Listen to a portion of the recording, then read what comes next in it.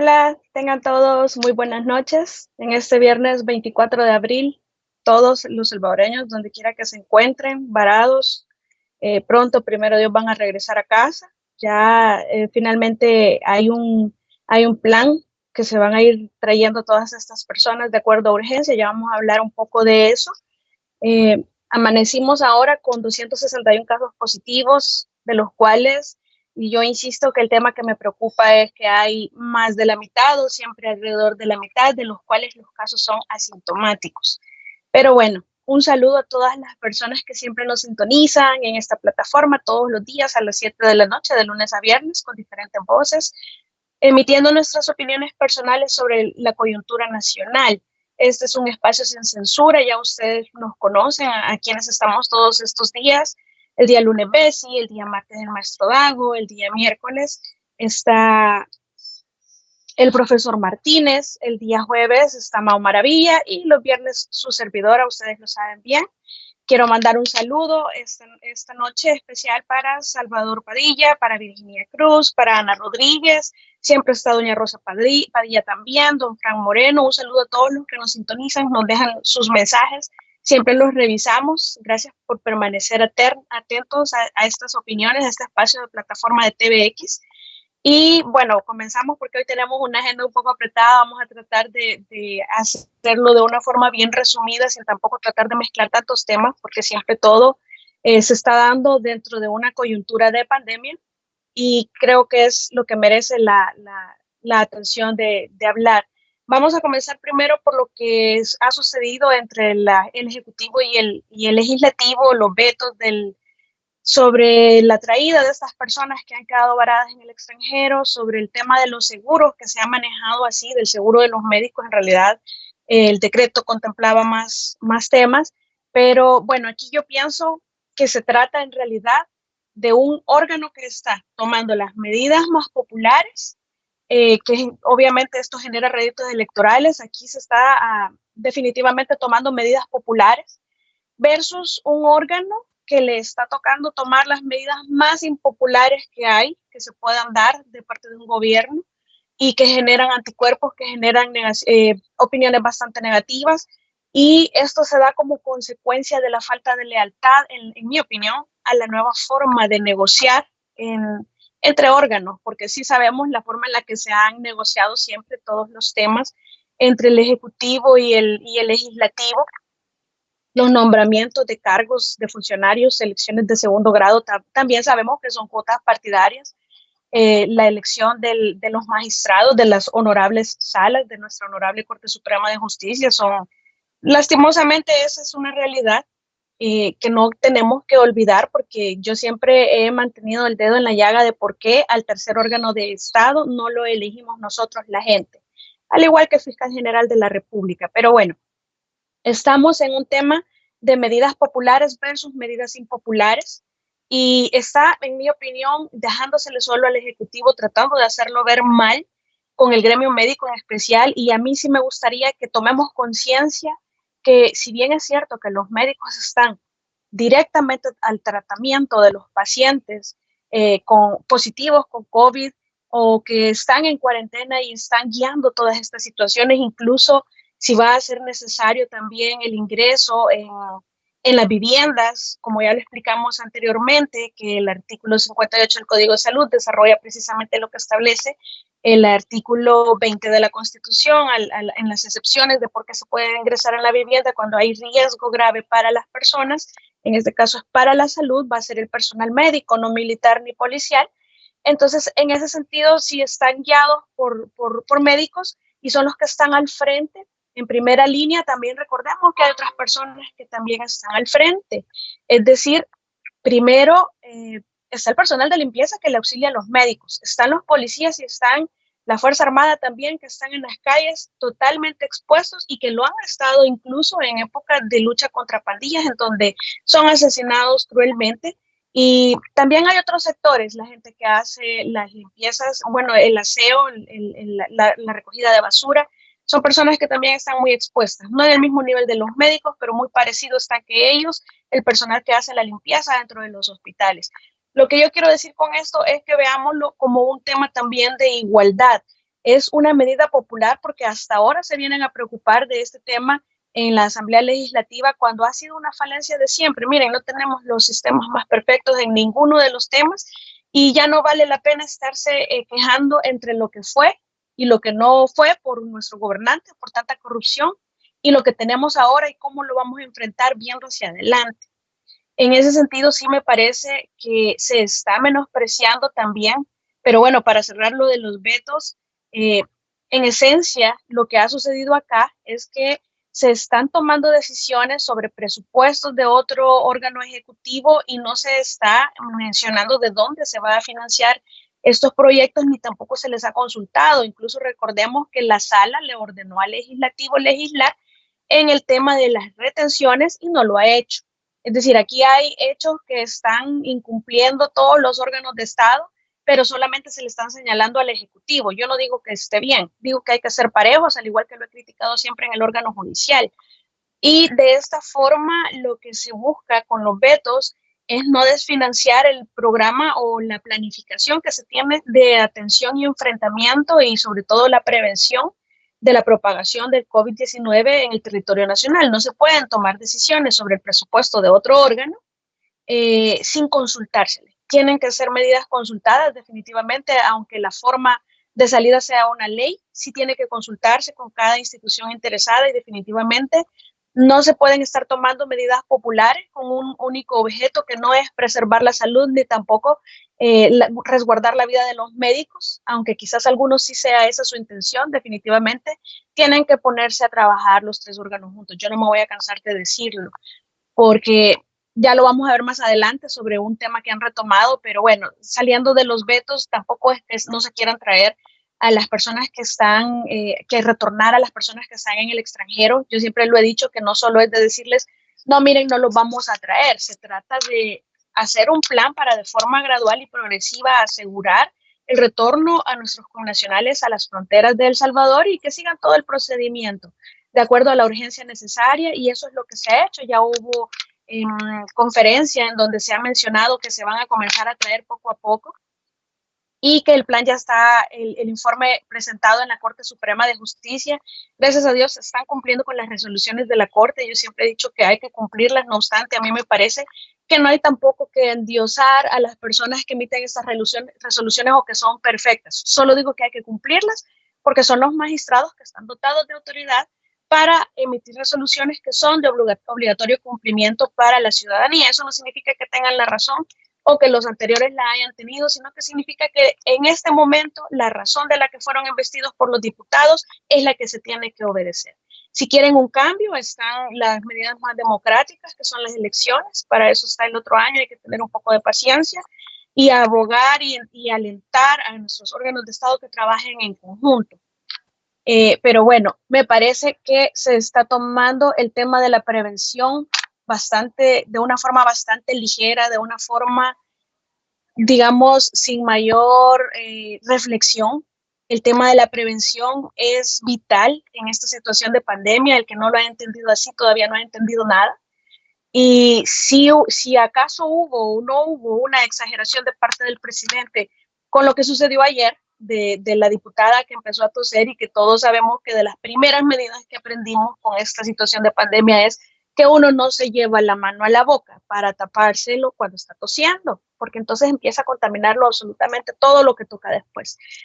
Se da una situación que, seamos honestos, yo no creo que alguien de los que me estén escuchando o alguien de los que pasan en Twitter o cualquier persona en su sano juicio escucha a alguien toser de esa manera y pues no se asusta. Uno tose y en realidad uno se queda asustado reflexionando, no, pero yo no he salido, no puede ser. Pero, es decir, no estamos en época de pandemia. Quizás eso que vimos en otra situación, en otras circunstancias, fuera normal, pero en circunstancias de pandemia, la presunción debe de ser que probablemente hay virus. No, la presunción no debe de ser, miren, están jugando esta diputada que puso en Twitter ese mensaje y que quizás era una alergia. Aquí no podemos tomarnos ese riesgo tan irresponsable de presumir que se trata de quizás una alergia. Tenemos que presumir que se trata, es decir, siempre hay que estar preparados para el peor de los escenarios, esperando lo mejor. tenemos que presumir que puede ser COVID-19. En ese sentido, me parece que lo más sensato era hacerle la prueba a todos, y aquí sí yo me uno a que hay que darles prioridad a hacerles la prueba absolutamente a todos los diputados para que las funciones de este órgano de Estado no se paren. Y tampoco es que se van a parar, para los que están diciendo esa ridícula idea de, miren, es que se hizo porque a aprobar el veto IVA, a superar el veto IVA. Miren, si es que eso iba a pasar porque ya lo sabíamos. Eso no es necesario parar una plenaria, es decir, siempre se pueden reunir. La tecnología juega un papel fundamental en la superación de esta crisis.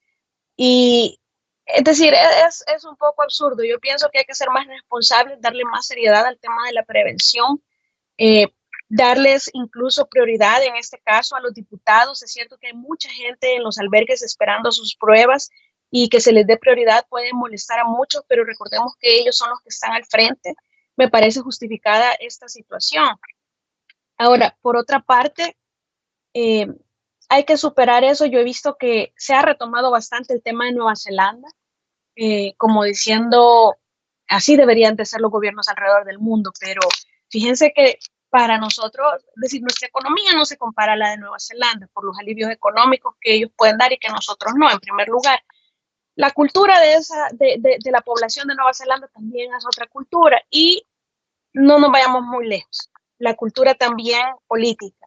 Fíjense qué bonito, y lo decían en Portugal incluso, criticar y atacar al gobierno en época de pandemia no solamente es inmoral, antiético, sino que es además antipatriótico. Nueva Zelanda, el éxito, si se toman la molestia de informarse un poquito, no es producto de la casualidad ni de que tengan una genial gobernante. Claro que eso es fundamental y es muy importante, pero el éxito de Nueva Zelanda es mucho más que eso. No es tan simple como decir, un gobernante así queremos en El Salvador, un gobernante así debería de tener el mundo entero. No son tan simples las cosas. Fíjense que la oposición en Nueva Zelanda ha optado por abonarse a las medidas que está tomando el gobierno central, es decir, han dejado de ser oposición y se han unido a la causa de salvar la vida y la salud de su población, y aunado a eso la población confía en sus gobernantes y está acatando todas las medidas por restrictivas que son, porque son de las más restrictivas y se han impuesto con muchísima antelación.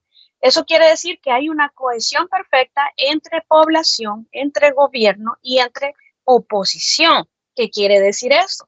Que si queremos tomar el ejemplo de Nueva Zelanda en El Salvador, pues en El Salvador necesitamos que la oposición se una y piensen con el gobierno cómo resolver esta tarea, y que la población también acate las medidas sin estar creando tanta división. Necesitamos cohesión entre población, gobierno y oposición, es decir, entre población, entre gobierno y entre el resto de órganos de Estado, porque no es un secreto también que esa situación es la que tenemos en el país. Yo sé que es utópico, que es ilusorio, pero pienso que tenemos derecho de aspirar a una unión entre órganos, ya que esa es no solamente una obligación moral, sino que constitucional. Así lo mandata la Constitución. Somos nosotros, sus ciudadanos, como personas humanas, el origen y el fin de la actividad estatal.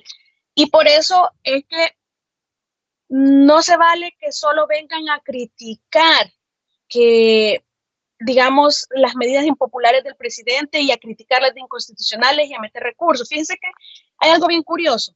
En ninguna de las medidas que se toman se ha criticado que la medida no sea necesaria o que la medida no sea eficaz. Se ha criticado que si es constitucional o no, porque no hay un régimen de excepción que, digamos, restrinja en este momento la libertad de libre tránsito. Entonces, ¿cuál debería de ser la actitud del órgano legislativo y de todos los órganos de Estado y de toda la población? Miren, si la medida es necesaria, pero consideran que le hace falta la formalidad de ley de restricción de garantías de la Asamblea, pues entonces la actitud es, miren, ya el presidente lo pidió al régimen, entonces vamos a otorgárselo con una flexibilidad grande a la libertad de tránsito y a la de reunión gradualmente controlada y planificada. La solución no puede estar permanentemente criticando si es formal o no, cuando la formalidad depende del que está criticando, me explico. Tiene que dotársele de las herramientas necesarias cuando se vea y se evidencia que son necesarias. Fíjense cómo cuestionaron el cordón de la libertad, le llamaron cordón militar, le llamaron toque de queda, le llamaron de todos los nombres posibles que pudieran haber con tal de criticar las medidas del gobierno, pero no criticaron que no fueran eficaces o que no fueran necesarias. Porque de hecho todos sabemos que desde que la gente entendió que no hay régimen de excepción, a partir del día lunes de la semana anterior, empezaron a salir a las calles, en carro, a pie, de todas maneras posibles, con necesidad y sin necesidad. Y lo repito, las personas que de necesidad de vida salen, porque si no salen no trabajan y si no trabajan no comen, ellos están exentos de cualquier tipo de crítica. Pero el resto de las personas, que son la mayoría, no. Entonces, desde que entendieron que no había régimen, que no había restricción de la movilidad, del tránsito, empezaron a salir como quisieron. Era el primer fin de semana sin régimen de excepción, sin restricción de libertad de tránsito. Obvio que todos iban a agarrar para la playa, si eso es lo que habían intentado hacer en la vacación, incluso hasta con régimen. Entonces, es lógico y además es legal. La Constitución en el artículo 1 dice que la persona, ya se los dije, es el origen y el fin de la actividad estatal. Y en el artículo 58, 65 y 66 establecen que la salud es un bien público. En el artículo 246, parte final del inciso último, establece que el interés general prima sobre el interés particular. Y en ese sentido, también esta situación es desarrollada por leyes secundarias. Todos sabemos que la Constitución está en la cúspide de la pirámide, ya se lo explicaron bastante, lo he visto en redes, qué bonito, porque va a ser más fácil que me comprendan. El Código de Salud es una ley secundaria, o sea que sigue después, incluso sobre tratados internacionales. En materia de conflicto prevalece el tratado, bueno, pero vamos a ver, el Código de Salud es una ley de la República. Les guste o no les guste. Nadie ha interpuesto inconstitucionalidad de alguna disposición del Código de Salud, ni mucho menos del Código de Salud completo. El Código de Salud, en sus artículos, ahí hay bastantes disposiciones, quizás no las recordaré todas en este momento, pero allá por el 129, el 136, 139, 184, hay muchas disposiciones en realidad que establecen la forma de tratamiento de una situación de pandemia y que en esto se pueden tomar medidas extraordinarias, se puede establecer cordones sanitarios, se puede, es decir, la salud es un bien público. Todas las acciones del ministerio son declaradas de interés público por esta ley. Sí establece que la intención mayor es prevenir la propagación de la enfermedad y para ello tomará las medidas extraordinarias que sean necesarias y la obligación de la población es acatarlas. De esa forma es que la ley de emergencia, el decreto 593 legislativo, que fue prorrogado 2 veces, una vez por 4 días, otra vez por 15 días, que me parece que es el decreto 631 ya al final, establece en el artículo 2, literales A y B, que el Ministerio de Salud es el que va a estar a cargo de todo esto y que tiene que desarrollar lo que sea necesario. Y en el artículo 8, ojo, les obliga a la Fuerza Armada y a la Policía Nacional Civil a colaborar en todo lo que les sea requerido. Para los que dijeron que era un cordón militar, en la misma ley de emergencia del legislativo establece que es obligación de la FAES y de la PNC colaborar en esta situación.